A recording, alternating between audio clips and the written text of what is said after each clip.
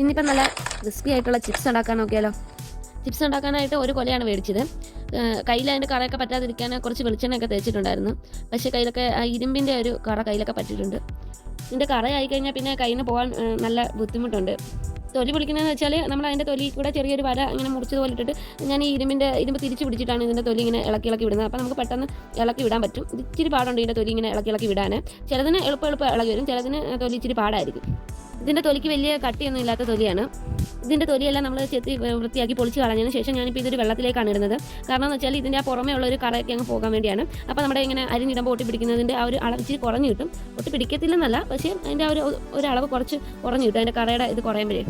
പിന്നെ അത് വെള്ളത്തിലിട്ട് നന്നായിട്ട് കഴുകിയിട്ട് പിന്നെ ആ വെള്ളം പോകാൻ വേണ്ടി, ഉണങ്ങാൻ വേണ്ടി അതെല്ലാം വാരി തോരാൻ വേണ്ടി ഇങ്ങനെ വേറൊരു അടിയിൽ കീഴ്ത്തുള്ള ഒരു പാത്രത്തിലോട്ട് ഇങ്ങനെ എടുത്തെടുത്ത് വെക്കുന്നുണ്ട്. നല്ലോണം വെള്ളം പോയതിന് ശേഷം മാത്രം ഇത് പെട്ടെന്ന് തന്നെ വെള്ളം പോയി ഉണങ്ങും. പോയതിന് ശേഷം മാത്രം ഇത് അരിയാൻ തുടങ്ങും. ഇത് ഞാനിപ്പോൾ ഈ ഒരു അരിയുന്ന ഒരു സ്ലൈസറിൽ വെച്ചിട്ടാണ് ഇങ്ങനെ അരിയുന്നത്. ഇതിപ്പോൾ ഇങ്ങനെ നല്ലപോലെ അരിഞ്ഞെടുക്കണം. ഒരു കുറച്ച് വീതം അരിഞ്ഞെടുക്കാം. ഇങ്ങനെ എണ്ണ അടുപ്പത്ത് വെച്ചിട്ടുണ്ട്. എണ്ണ ചൂടായാൽ നോക്കാം, ഒരു പീസ് അങ്ങോട്ട് ഇട്ട് കൊടുത്ത് നോക്കാം. എണ്ണ ചൂടായെങ്കിൽ അത് നമുക്ക് പൊങ്ങി വരും.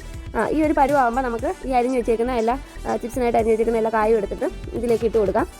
ഇട്ട് കൊടുക്കുമ്പോൾ നമ്മൾ ശ്രദ്ധിക്കേണ്ട ഒരു കാര്യം എന്ന് വെച്ചാൽ ഇത് ഇട്ട് കൊടുത്ത് ഉടനെ നമ്മൾ ഇളക്കാൻ നിൽക്കരുത്. കാരണം എന്ന് വെച്ചാൽ ഇത് ഇട്ട് കൊടുക്കുന്ന ആ ഒരു സമയത്ത് അതിൻ്റെ വേവുന്ന പരുവാണ്. അങ്ങനെ ആകുമ്പോൾ നമ്മൾ ഇളക്കുവാണെങ്കിൽ അത് പൊഴയാനും അത് പൊടിഞ്ഞു പോകാനും സാധ്യതയുണ്ട്. ഇട്ട് കൊടുത്ത് കുറച്ച് നേരം കഴിഞ്ഞ് ആ ഒരു വേവുന്ന പരുവം കഴിഞ്ഞാൽ അത് ക്രിസ്പി ആവാൻ തുടങ്ങുന്ന ആ ഒരു സമയത്ത് മാത്രമേ നമ്മളിത് നന്നായിട്ട് ഇളക്കി കൊടുക്കാവൂ. ഇത് ഇടുമ്പോൾ നമ്മുടെ എണ്ണ നന്നായിട്ട് ചൂടായിരിക്കണം. എണ്ണയ്ക്ക് ചൂടില്ലെങ്കിലും നമുക്ക് എണ്ണ കുടിക്കും. ഇതിൻ്റെ അകത്ത് എണ്ണ നമ്മുടെ ഈ ചിപ്സിന് അരിഞ്ഞ കായെല്ലാം എണ്ണ വലിച്ചെടുക്കും. അപ്പോൾ നമ്മൾ നല്ല ചൂടായതിനു ശേഷം മാത്രമേ ഇതിൻ്റെ അകത്തേക്ക് നമ്മൾ ഇത് ഇട്ട് കൊടുക്കാൻ പറ്റൂ. ഇത് കുറച്ച് നേരം ഇങ്ങനെ തന്നെ ഈ എണ്ണയിൽ തന്നെ കിടന്ന് ഒന്നൊന്ന് മുരിഞ്ഞൊരു ഇതുപോലെ വരാൻ തുടങ്ങുമ്പോൾ നമുക്കിത് നന്നായിട്ട് ഇളക്കി കൊടുക്കണം. ഇളക്കി തിരിച്ചിട്ട് കൊടുക്കണം. ഇളക്കി തിരിച്ചിട്ട് കൊടുത്താൽ മാത്രമേ ഇത് നമുക്ക് എല്ലാ സൈഡും നല്ല ക്രിസ്പി ആയിട്ടുള്ള ഒരു ചിപ്സായിട്ട് നമുക്ക് എടുക്കാൻ പറ്റും. ഇതിപ്പം ഞാൻ ഇങ്ങനെ ചെയ്ത് ഇതിപ്പോൾ ഒരുമാതിരി മൂത്തൊക്കെ വന്നിട്ടുണ്ട്. ഈ ഒരു സമയം നമുക്ക് ഉപ്പ് ഒഴിച്ച് കൊടുക്കണം. ഇതിനാവശ്യത്തേക്കിങ്ങനെ ഉള്ള ഉപ്പ് ഒഴിച്ചിട്ട് നന്നായിട്ട് ഇളക്കി ഇങ്ങനെ എടുക്കുക. അപ്പോൾ നമുക്കൊരു നല്ല ഇങ്ങനെ പൊട്ടിത്തെറിക്കുന്ന ഒരു സൗണ്ട് കേൾക്കും. അത് നിന്ന് കഴിയുമ്പോഴാണ് ആ ഉപ്പിൻ്റെ വെള്ളം, ഞാനിപ്പോൾ വെള്ളമാണ് ഉപ്പ് വെള്ളത്തിൽ കലക്കിയാണ് ഒഴിക്കുന്നത്. അതായിരിക്കും കുറച്ചുകൂടെ നല്ലതായിട്ട്. അപ്പോൾ നമുക്ക് എല്ലായിടത്തും ഈ ചിപ്സിൻ്റെ എല്ലായിടത്തും വെള്ളം എത്തും. നേരത്തേക്കാണെങ്കിൽ ലാസ്റ്റ് ഇത് കോരി കഴിഞ്ഞിട്ട് ചെറുതായിട്ട് ഉപ്പ് തളിച്ച് കൊടുക്കുകയാണ് ഞങ്ങൾ ചെയ്തിരുന്നത്. ഇപ്പോൾ ഇതായിരിക്കും കുറച്ചുകൂടെ നല്ലതെന്ന് തോന്നി അങ്ങനെ ഉപ്പ് ഇപ്പോൾ എണ്ണയിലോട്ട് അങ്ങ് ഒഴിച്ച് കൊടുക്കുകയാണ് ചെയ്യുന്നത്. ഇത് നന്നായിട്ട് മൂത്ത് വരുമ്പോൾ നമുക്ക് കോരിയെടുക്കാം. നമുക്ക് ഒരെണ്ണം എടുത്ത് മാറ്റി വെച്ച് നോക്കാം ഇത് നല്ലപോലെ ക്രിസ്പി ആയോ എങ്ങനെ ഉണ്ടെന്നുള്ളത്. നമുക്കിതിപ്പോൾ അധികം ഒട്ടി പിടിച്ചിട്ടൊന്നുമില്ല. നമുക്കിത് നന്നായിട്ട് മൂത്ത് കഴിയുമ്പോൾ കോരിയെടുത്ത് മാറ്റി വയ്ക്കാം.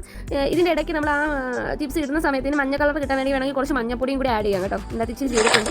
ഇപ്പോൾ നന്നായിട്ട് വന്നിട്ടുണ്ട്. നമ്മളിതെല്ലാം കോരിയെടുക്കുകയാണ്.